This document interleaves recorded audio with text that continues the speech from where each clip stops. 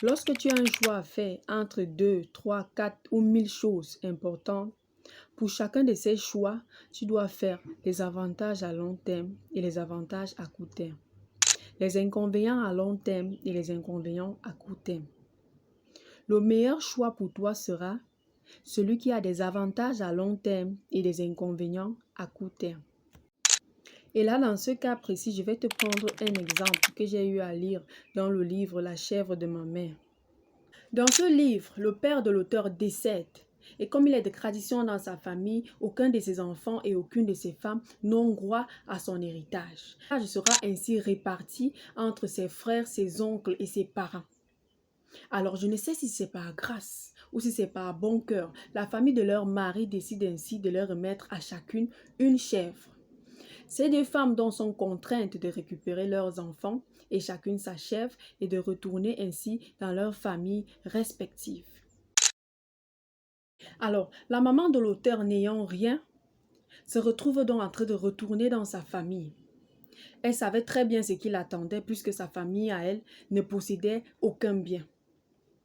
En retournant ainsi dans sa famille, ses enfants déjà habitués à la vie de luxe parce que leur père c'était un grand berger, il avait plusieurs troupeaux et les enfants étaient donc déjà habitués à consommer de la viande régulièrement.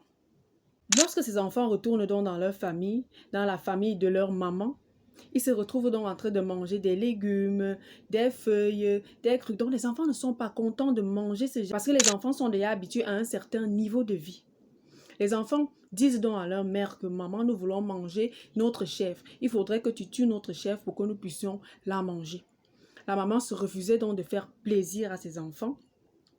Alors, sur l'insistance répétitive de ses enfants, un jour, elle les a appelés et elle leur a expliqué que c'était impossible pour elle de tuer la chèvre maintenant. Parce que s'ils mangeaient la chèvre maintenant, leur avenir sera en jeu. Leur mère leur a donc expliqué l'utilité, l'importance d'avoir cette chèvre. Que cette chèvre leur garantissait un avenir meilleur. Qu'en gardant cette chèvre-là, elle pourra subvenir facilement à leurs besoins.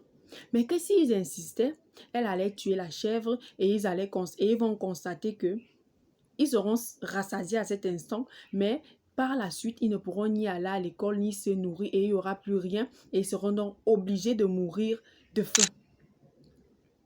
Les enfants ayant donc pris conscience de du fait que la chèvre, c'est leur seul bien, du fait que la chèvre, c'est comme leur fonds de commerce, ils se sont donc mis chacun à chouchouter la chèvre, à protéger la chèvre. Toute la famille était en train de protéger la chèvre.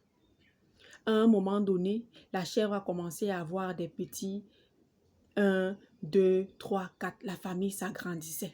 Le troupeau s'agrandissait autant pour moi. La famille était fière.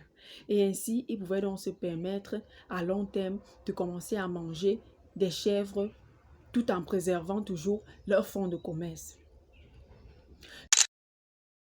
De l'autre côté, sa rivale ou sa coépouse, elle avait cédé au chantage de ses enfants et elle avait tué la chèvre. Par la suite, ils ont commencé à vivre une vie misérable. Les enfants ne pouvaient plus aller à l'école et elle ne parvenait pas à subvenir aux besoins de ses enfants. Nous constatons dans l'histoire que chacune des femmes a eu un choix difficile à faire. La première, elle a décidé de garder sa chèvre. Donc, elle a eu des inconvénients à court terme, mais des avantages à long terme. La deuxième a eu un avantage à court terme qui était celui de rassasier ses enfants à cet instant précis. Mais par la suite, à long terme, elle a eu toutes les difficultés du monde. C'est donc pour ça que j'insiste à vous disant que lorsque vous avez un choix important à faire entre deux choses, faites toujours la différence. Faites les avantages à long terme, les avantages à court terme, les inconvénients à long terme et les inconvénients à court terme. Choisissez toujours l'option ou le choix qui va vous permettre d'avoir des inconvénients à court terme, mais des avantages à long terme. Alors, si vous avez aimé notre vidéo, n'hésitez pas à liker, à commenter et surtout à nous laisser un petit commentaire. Car ce sont ces commentaires-là qui nous permettent justement de nous améliorer à chaque fois pour vous donner le meilleur de nous. Alors, ciao et à la prochaine pour une nouvelle vidéo. Portez-vous bien.